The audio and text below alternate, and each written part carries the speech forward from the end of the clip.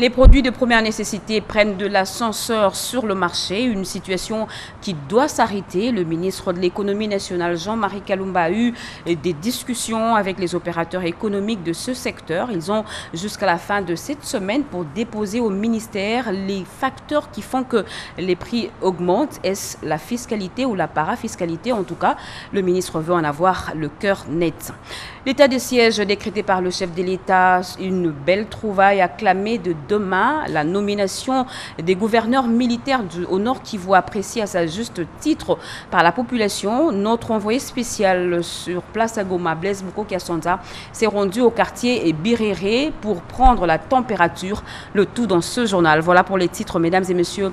Bonsoir et très heureuse de vous retrouver à travers cette grande édition d'information sur la chaîne nationale. Ouvrons ce journal par l'arrivée du président de la République à Addis Abeba en Éthiopie, point de chute de la tournée de Félix-Antoine Tshisekedi Tshilombo qu'il a effectuée dans 3 pays concernés par le barrage de la Renaissance, l'Éthiopie, l'Égypte et le Soudan. Avec la présidente de l'Éthiopie, Saleh Wok, des échanges ont été jugés positifs. Kibambe Somoïsa.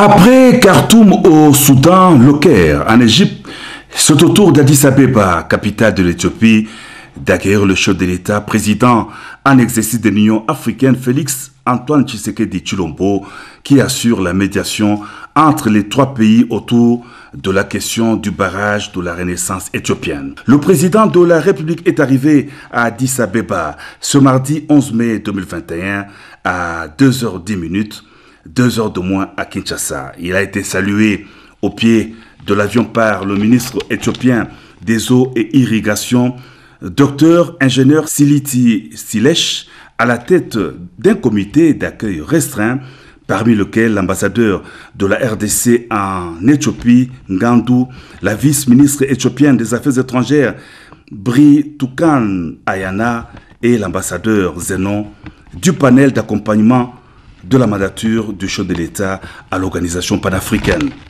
Une note positive dans la médiation du président de l'Union africaine. L'Éthiopie, l'Égypte et le Soudan adhèrent au principe du dialogue entre pays africains. À des problèmes africains, des solutions africaines. C'est à cette conviction que s'accordent ces 3 pays du bassin du Nil qui aspire à un règlement pacifique pour une solution favorable à tous au sujet de la question de remplissage du barrage de la Renaissance. Une conviction ravivée davantage par la confiance qu'il place dans la médiation impartiale du président de l'Union africaine Félix-Antoine Tshisekedi Tshilombo en séjour à Addis Abeba. À Sheraton Hotel, une forte délégation de la communauté congolaise d'Addis Abeba attendait impatiemment le président de la République jusque tard pour lui souhaiter à sa manière la bienvenue. Président en exercice de l'Union africaine, nous sommes très heureux de vous accueillir au milieu de nous ce soir. Et bien avant de se rendre en Éthiopie, le président de la RDC et président en exercice de l'Union africaine a été invité à l'inauguration du pont Kazungula en Zambie. Cette infrastructure imposante qui relie la Zambie au Botswana. Regardez. The game is over, comme disent les Anglais, c'est fait. Le pont Kazungula est ouvert au trafic. Nous avons été les privilégiés, les premiers à entrer sur ce pont à la suite du chef de l'État jusqu'au Botswana. Et ça, la première partie de la cérémonie s'est déroulée là au Botswana et la deuxième partie c'était ici en Zambie, Kazungula du parti Zambie. Écoute, le pont a coûté plus ou moins 60 millions de dollars, mais également il faut savoir qu'il a été conçu par le groupe français Aegis. Et les travaux ont été menés par Daewoo Construction and Engineering, un groupe coréen. Les travaux ont débuté le 12 octobre 2014 et se sont achevés aujourd'hui pendant l'inauguration. Ce pont qui traverse le fleuve Zambèze est long de 923 mètres de longueur et 18,5 mètres de largeur. N'oubliez pas que ce pont a été conçu, comme nous l'avons dit, par les Français, mais ça appartient aux Botswanais ainsi qu'aux Zambiens. Vous allez découvrir les images de la longueur de ces ponts, mais également de la cérémonie dans son entièreté. Contrairement au programme annoncé depuis plusieurs jours, le président de la République, Félix-Antoine Tshisekedi Tshilombo, est arrivé en hélicoptère ensemble avec le président zambien Edgar Chagwa Lungu à Kazungula du côté zambien. Aussitôt descendus de l'hélicoptère, les deux homologues ont pris place à bord de 2 jeeps militaires, chacun de son côté en direction de Kazungula du côté botswanais. Arrivés à l'entrée du Botswana, ils ont rejoint les présidents botswanais, mozambicains, zimbabwéens, le vice-président namibien, la secrétaire générale de la SADC et le ministre sud-africain des Affaires étrangères venus représenter son président. Après l'entretien de 9 invités de marque sur la paillote, ils ont gagné la tribune pour la cérémonie officielle. Après l'exécution des hymnes de la SADC, du Botswana et la Zambie, l'assistance a été priée de suivre la vidéo retraçant la péripétie de la construction de Kazungula Bridge. Le récital d'un poème en langue nationale a été l'introduction ayant clôturé la cérémonie assise. Tous les chefs d'État ont de nouveau pris place cette fois dans 6 jeeps. Le cortège a pris la direction de Kazungula du côté zambien. À part des tortues, les chefs se sont arrêtés 4 fois sur le pont, 2 fois du côté botswanais et autant pour la Zambie. À chaque occasion, il y avait déroulement de la plaque commémorative et le président de la RDC a eu aussi l'honneur d'en ouvrir une, mais également de couper le ruban symbolique.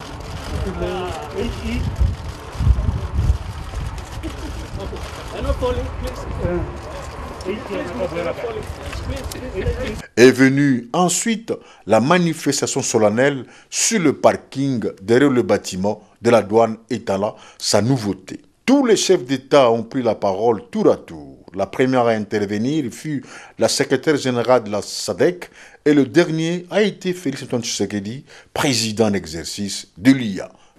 À cet égard, les ponts de cette envergure constituent autant de passerelles entre nos États et nos peuples qu'un facteur de fluidité des activités économiques sans lesquelles rien de durable ne peut être construit pour l'unité et la solidarité africaine et la prospérité de notre continent.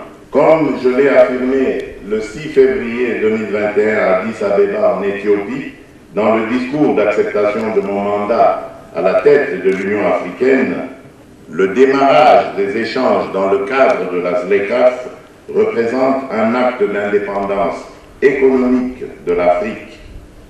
Par cette déclaration, j'ai voulu exprimer ma ferme conviction en notre capacité collective de réaliser les objectifs assignés à la zone de libre-échange continentale. Parlant en charmante de l'Afrique, il a remercié l'initiative de Gaborone et Lusaka. Il croit que cela amorce un chemin reluisant pour les ZLECAf.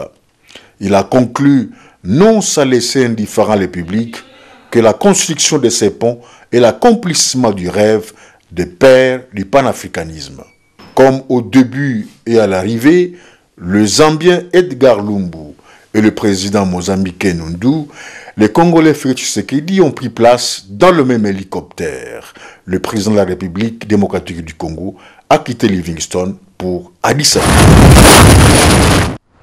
Revenons à Kinshasa où les responsables des régies financières ont eu un tête-à-tête avec le Premier ministre dans son cabinet de travail.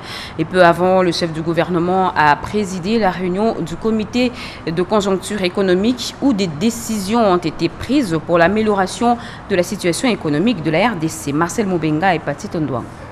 L'évolution de la situation économique de la République démocratique du Congo, la réunion du comité de conjoncture de ce mardi 11 mai, présidée par le Premier ministre Jean-Michel Samalukonde Kyenge, a constaté d'une part la hausse des prix des denrées de première nécessité et d'autre part en positif la hausse des cours des métaux à l'international, malgré quelques ventes qui ne respectent pas la traçabilité. À ce sujet, le chef du gouvernement a instruit.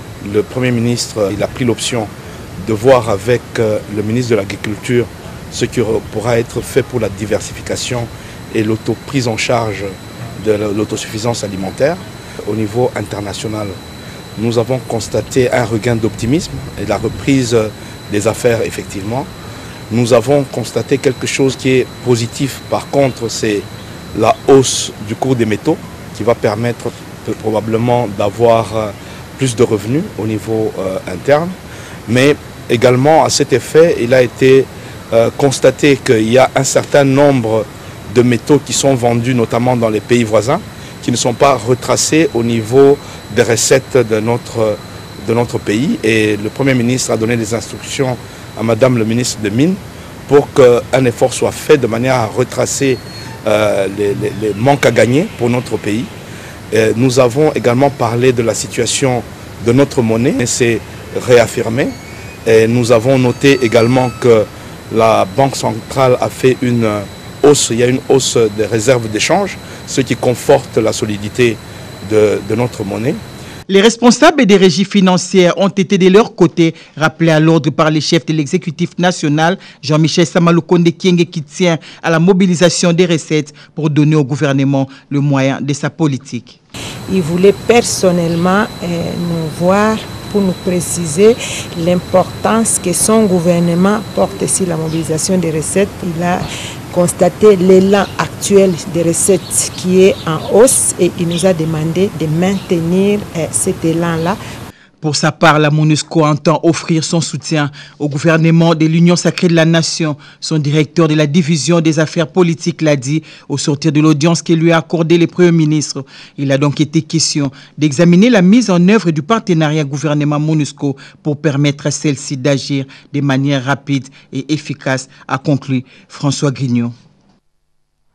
Eh bien, de 1997 jusqu'à ce jour, le prix du carton Piodi, communément de Chinchard, communément appelé Piodi, a connu une évolution de $30 à $90 le minimum.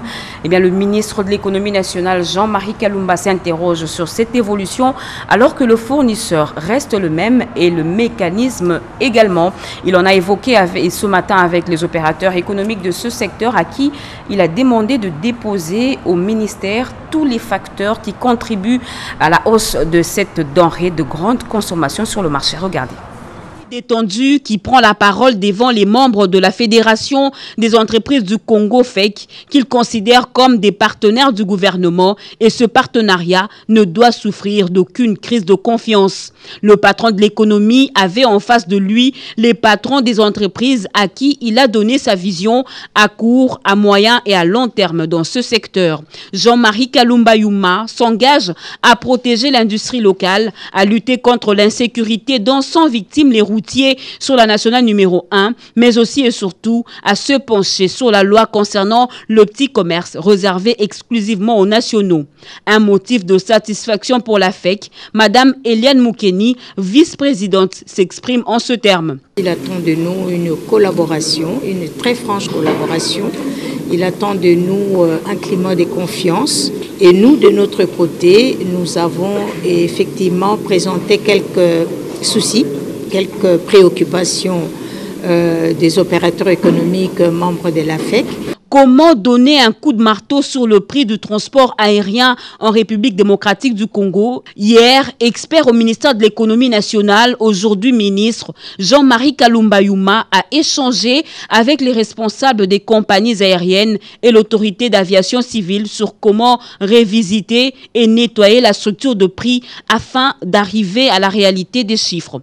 Des discussions sont donc lancées. Les experts des transporteurs aériens vont discuter de la proposition qui a été faite et le jeudi dans les après-midi nous allons nous retrouver pour échanger.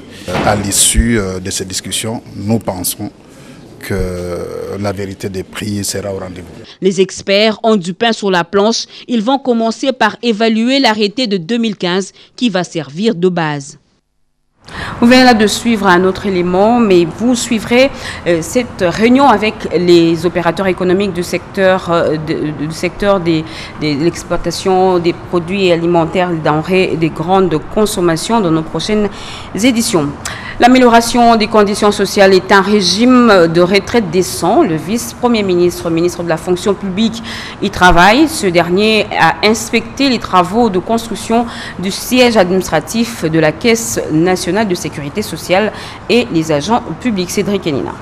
plein cœur de Kinshasa, la capitale, un immeuble de 6 appartements à raison de 2 par étage, 31 bureaux et un rez-de-chaussée pour accueillir des agents de carrière de l'État. C'est la description un peu plus claire du bâtiment imposant devant abriter les sièges administratifs de la Caisse nationale de sécurité sociale des agents publics, SENSAP. Pour donner un coup d'accélérateur aux travaux en cours, les vice-premiers ministres, ministre de la fonction publique, Jean-Pierre Liaou, s'est rendu sur place. Mon premier propos, c'est de remercier l'autorité pour sa visite de ce jour qui vient nous révigorer et nous remobiliser à la tâche, parce que son Excellence nous l'avait rappelé il y a quelques jours de sa volonté d'aller plus vite dans la réforme. L'urgence pour le gouvernement Sama Lukonde dans les missions dévolues au vice-premier ministre, ministre de la fonction publique, Jean-Pierre Liaou, c'est sans conteste de profondes réformes soutenues par une gouvernance à visage humain dans la gestion des ressources humaines. La clé de voûte serait la SENSAP. Nous ne pouvons pas prétendre à moderniser notre administration publique. Nous ne pouvons pas prétendre à rajeunir l'administration publique sans passer par la case retraite. La retraite est donc non plus une priorité, mais une urgence pour l'action du gouvernement. Et pour nous, nous nous accordons dans le cadre de notre mission en tant que ministre sectoriel une place de choix. Ces travaux dont la fin contractuelle est pour le mois de juillet représentent un investissement d'1,96 million américains. Denise Nyakirou Tshisekedi, la première dame, poursuit ses visites auprès des femmes qui ont marqué l'histoire du pays pendant les 60 dernières années. 3 d'entre elles étaient à l'honneur. Il s'agit de Madame Betty Brock du lycée Kabambaré, de Françoise Demeyer, fondatrice du lycée Motema Mpiko et Jackie Betoko, animatrice star de la télévision des années 60. Naïcha Kelamouila nous en dit plus. Près de 50 ans de carrière à la télévision, Jackie Betoko s'est tissé au fil des années au rang de légende du petit écran. Les années 60 marquent le début de sa carrière à la télévision nationale aux côtés de Benoît Lukuku Sampou dans le célèbre show Télé Cabaret. L'émission Bonsoir les Petits lui vaut sa notoriété et le petit surnom de Tanti Jackie pour les plus jeunes. Aujourd'hui, Congo au féminin jette un regard sur cette animatrice de télé, celle qui a informé, éduqué et diverti son jeune public avec passion. Médecins, journalistes, poètes, diplomates et bien des personnalités sont passés par ces bancs. Le lycée Kabambar a donné au pays le meilleur dans chaque domaine. Tout le mérite doit revenir à ceux qui ont contribué à créer cette élite congolaise, à l'instar de Betty Brock. La première dame de la République a honoré cette partisane de l'éducation qui, outre le savoir, a légué aux bibliothèques scolaires un fascicule d'éducation à la vie. Sa rigueur dans le travail n'a d'égal que sa soif de l'excellence. Françoise Demeyer a consacré sa vie à former l'intellect congolais, génération après génération. En 1967, elle ouvre le lycée diocésain Marie-Thérèse, rebaptisé plus tard lycée Motema Mpiko. Cœur vaillant. Femme de demain, l'église du Congo a besoin de toi. Faire partie de l'histoire et ne pas être oublié, Congo au féminin, au-delà de la reconnaissance, impose à tous un devoir de mémoire. Cet ambitieux programme de la première dame de la République s'est lancé l'immense défi de raconter leur histoire telle qu'elle n'a jamais été racontée. Sont derrière toutes les atrocités commises dans la partie est de la République démocratique du Congo. Une délégation des parlementaires conduite par le député Paul Moïndo qui a séjourné à Beni et Butembo dans la province du Nord Kivu est déjà à Kinshasa. Elle a déposé son rapport au président de l'Assemblée nationale. Sylvie Moïmbo nous en parle. Le speaker de la Chambre basse du Parlement, Christophe Mbosoko Diapwanga, avait annoncé sa détermination de tout mettre en œuvre pour le retour de la paix dans l'est du pays. À l'heure où les autorités militaires ont pris leurs fonctions suite à l'état de siège, 6 députés nationaux ont été dépêchés à Beni avec à sa tête le député national Paul Moïndo. Les élus légitimes du peuple ont écouté attentivement ceux qui vivent au quotidien les atrocités des groupes armés à Beni. Au nom du président de l'Assemblée nationale, il a été demandé aux habitants de ces territoires meurtris de coopérer avec les autorités pour dénoncer des cas suspects. Alors que les stigmates des manifestations étaient encore visibles, la mission parlementaire a poursuivi ses contacts dans la ville de Butembo, théâtre de manifestations anti-MONUSCO. Nous sommes venus nous entretenir avec notre population parce que vous savez, nous sommes les représentants de la population. Nous sommes également porteurs de ce message d'éviter à ce que les égorgeurs, n'est-ce pas, les égorgeurs puissent venir faire des sabotages dans la ville au nom des manifestants. Parce qu'il y a déjà des égorgeurs, des criminels qui sont en train d'être arrêtés. Et ça, c'est un danger que nous devons tous éviter contre notre population. Les bénéficiaires de cette mission de pacification, à savoir les maires de Beni et Butembo, saluent l'implication de la Chambre basse du Parlement qui a compris les souffrances du peuple, mais aussi au chef de l'État Félix-Antoine Tshisekedi Tshilombo pour la proclamation de l'état de siège, une des solutions pour mettre fin à l'insécurité. Une mission réussie car la vie a repris à Butembo. Le vœu du commandant suprême des FARDC et de la PNC est de voir la restauration de la paix et le rétablissement de l'autorité de l'État dans la province du Nord Kivu. Ce sont là les premiers mots du nouveau gouverneur militaire de la province qui s'est exprimé à la presse juste après sa prise des fonctions. Qui nous envoie ici, ensemble, pour répondre à ces vœux. Le vœu, c'est la paix qui sera retrouvée dans cette province. Son vœu, c'est le rétablissement de l'autorité de l'État dans cette province.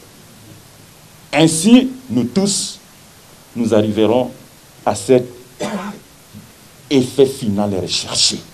Cet effet final recherché, le rétablissement de la paix et la restauration de l'autorité de l'État sur toute la province du Nord Kivu.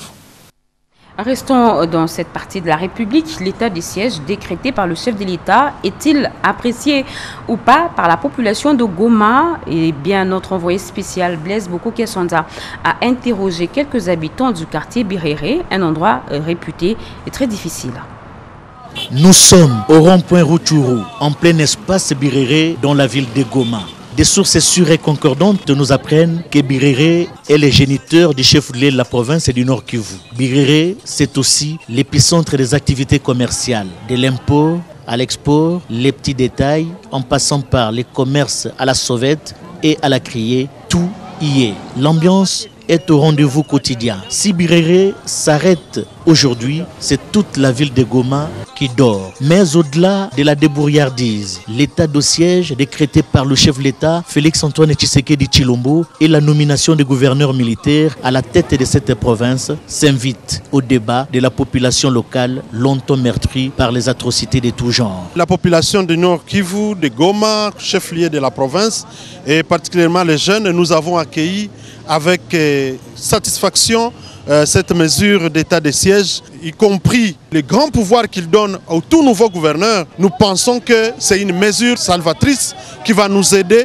à mettre fin à cette aventure qui a trop duré. J'appuie la décision du président de la République. Je suis très content de la présence d'un gouverneur militaire au sein de la province de Nord Kivu.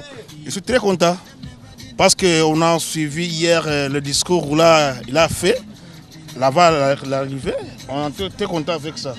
Sur le plan social, deux faits attirent l'attention de toute personne qui passe par Birere. La moto s'impose comme moyen de transport en commun par excellence, créant parfois des embouteillages dans la ville de Goma. Une ville estimée à plus de 1 million d'habitants. À cela s'ajoute les Tchoukoudou, l'autre moyen de transport, avec une particularité, les transports de marchandises. Pour la gouverne des uns et des autres, Tchoukoudou vient du nom donné à l'aîné des jumeaux, une œuvre d'esprit dont l'inspiration produit aujourd'hui ses effets collatéraux sur le plan social de la population locale.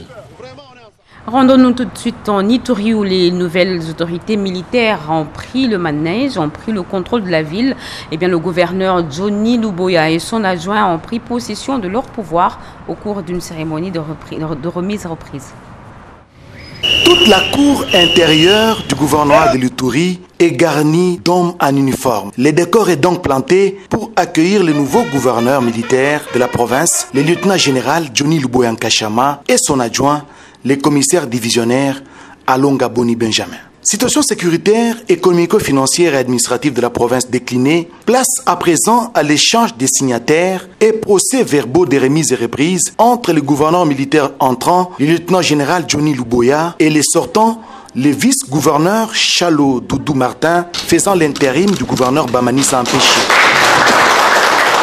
Une cérémonie ponctuée également par les remises des clés des bureaux, du charroi automobile et du sceau officiel de la province. Les nouveaux patrons de l'Ituri appellent à la mutualisation de toutes les forces de la province pour rétablir la paix et la sécurité en Ituri. Ce serait une très grande mutualisation. Cette grande mutualisation va inclure les forces vives. Cette grande mutualisation va inclure les politiciens, la société civile, de sorte qu'ensemble, nous allions vers que cette réussite soit la réussite de tout le monde. Mais parce que nous sommes là d'une façon ponctuelle, je ne peux pas me débarrasser de tout le personnel ici. Et que donc, je ferai, mon adjoint et moi, on fera tout pour que la grande partie puisse participer à ce travail. Une visite guidée des différents bureaux et services rattachés à l'exécutif provincial a sanctionné cette cérémonie. Le travail peut donc commencer. Juste après cette cérémonie de remise et reprise, quelques personnalités se sont exprimées au micro de notre reporter. Comme vous l'avez remarqué, nous sommes ici sur le grand boulevard de Libération. Nous sommes à Bunia, à la place Shooting. Ici, les jeunes gens viennent se faire photographier. C'est un bel endroit, bien entretenu par la mairie de Bunia, dans la province de l'Ituri. Comme vous l'avez remarqué, les activités tournent en plein régime et la population a salué l'avènement du gouverneur militaire Johnny Luboya Nkashama à la tête de la province. Et tout le monde ne jure que par le retour de la paix. Vous allez les entendre. Nous avons besoin de la paix, hein? S'ils peuvent nous ramener la paix. En tout cas, c'est le souhait de tout le monde. Nous remercions le chef de l'État pour nous avoir envoyé les autorités militaires afin de restaurer la quiétude, la sécurité dans notre pays. Il y avait vraiment des massacres ici en Ituri. Vraiment, comme il a mis un gouverneur qui est militaire, vraiment, on va sentir que tout va aller très bien. Donc. Ayons cette délégation avec la chaleur. Vraiment, on est très content parce qu'ici, on a beaucoup souffert. Avec cette équipe, je crois qu'on va tout changer. Vraiment, on félicite l'initiative du chef de l'État. Pourquoi nous avons taxé ce pays fort pour arriver à gouverneur? Mais le côté en tout cas, à Salam Salanae, mais na côté bataximene, bataximene peut baser moi vigilant, tous à la moi à contact. Ce qui munguna za moi quelque part net tous à la course na biso. Amekapesa sio moi ba numéro téléphone pour makambosa moi ba signal mke. Saa zingine ile dute haweze kutusaidia kutosha ile dute ndani yetu ile yenye tuko na wazia isikuwe njo vile me kama atatutrete sawa soda itakuwa na iko inutile, haitakuwa vraiment kitu ya maana sana kwetu. Bon, tunaambia Felix Antoine Tshisekedi Chilombo, bon, tunamufelicite par rapport na ba president bengine. Tunaona saa zingine iko na tante kwa sasa iko na jali population, iko na tante mais jusque là hatuyaona vraiment, hatuyaona. Tunapenda vraiment sécurité ile njo tuko nayo lazima pe toyambi gouverneur soda toyambie na motema bo moko pe asala makambo eko monana ba koroprete ba koropi wana to boy poso ki ba koropreye azui bakata na lare ale chinja kaka kimia kaka ndebiso tolingi. Depuis Bunia, chef-lieu de la province de l'Ituri, Oscar Mbal, RTNC. Voilà, près de 520 bandits urbains, communément appelés Kuluna, ont quitté Kinshasa ce matin pour Kanyamakasese dans la province du Olomami. Ces bandits qui s'ajoutent à 1200 autres sur place, ils sont déjà sur place, ils vont s'exercer à l'agriculture dans le but d'accroître la production agricole dans cette partie du pays. C'est un commentaire de Guillaume Koukoumamengi-Ponche. Ils sont 330 hors la loi, appelés Kuluna. Parmi eux, 5 femmes, constituant la 5e vague. Ils ont décollé Kinshasa ce mardi 11 mai 2021 à l'aéroport militaire d'Njili, destination Kanyamakasese, dans la province du Haut-Lomami. Ils bénéficieront d'un encadrement solide et d'une transformation morale, suivie d'un professionnalisme dans divers domaines. Ils deviendront ainsi utiles à la société congolaise, contrairement à ce qu'ils sont à ce jour. Avant le départ de leur embarcation, donc, ces derniers, ce Kuluna, ont bénéficié d'un kit complet composé de salopettes, de bottes, mais aussi des rations. Le maire de la police nationale congolaise, ville de Kinshasa, le général Silvano Kassongo, tous sont unanimes que ces jeunes délinquants d'aujourd'hui bénéficieront d'un encadrement qui leur permettra de devenir suffisamment utiles.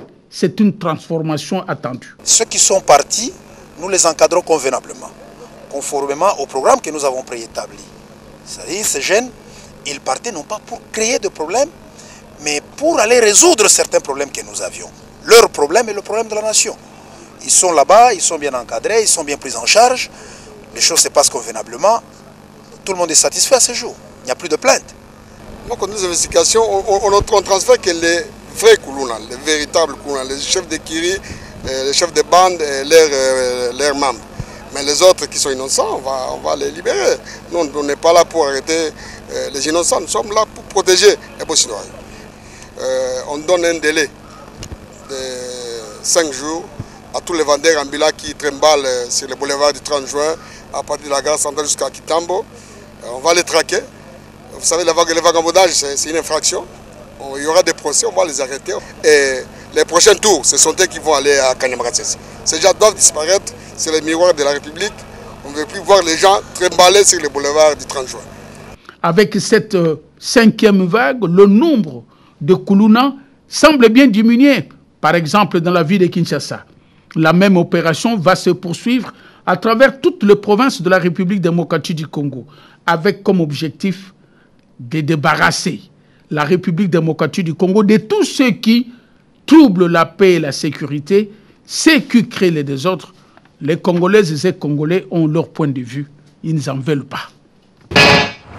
La Société nationale d'électricité SNEL SA, département de distribution de Kinshasa, informe son aimable clientèle de la poursuite des travaux de modernisation de la sous-station Massina le mercredi 12 mai 2021. À cet effet, la fourniture de l'énergie électrique sera interrompue dans certains quartiers des communes de Massina, Njili et Kimbanseke de 8h à 18h. Toutefois, la situation pourra être rétablie aussitôt que les travaux prendront fin.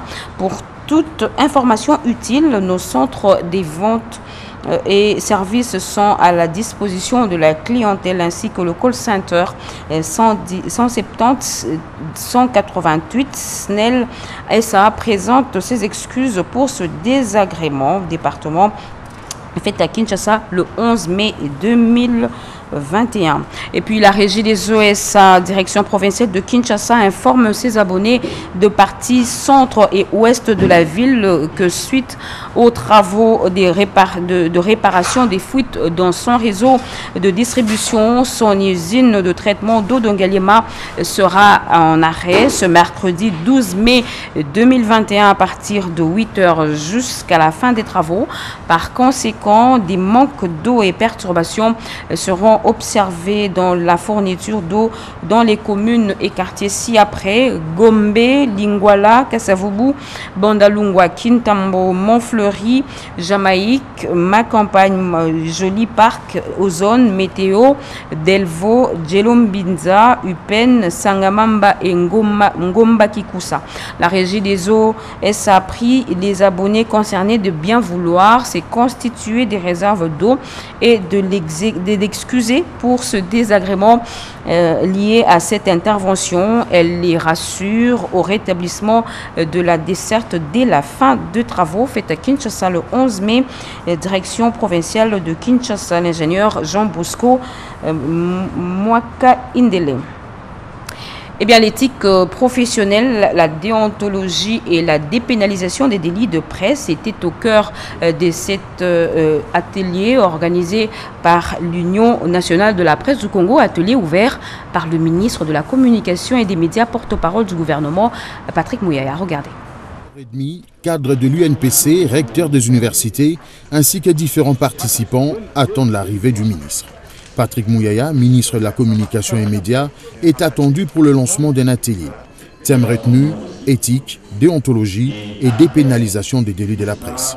Des assises organisées conjointement par l'UNPC et la MONUSCO. Pour permettre à ce que cet atelier se tienne. Dans le lot de participants figure aussi Aubin Abedi. Ces journalistes pigistes attendent avec intérêt la communication du ministre. J'aimerais bien que Patrick Mouyaya, lui en tant que ministre des Communications, puisse revenir sur la liberté de la presse. Quelques minutes après, le ministre de la Communication et médias va faire son apparition. Dans son allocution, Patrick Mouyaya va inviter le journaliste à plus de professionnalisme. Et ce professionnalisme ne passerait pas sans le respect strict du code d'éthique, des déontologies édictées pour l'exercice du métier en RDC. Le petit manuel jaune du code éthique et des déontologies du journaliste congolais doit demeurer cette petite Bible pour tous ceux qui exercent le métier en RDC. Il a également rappelé le rôle et attitude à adopter par le journaliste en temps de guerre ou d'état de siège. Nous sommes dans une période particulière avec cette question sur l'état de siège.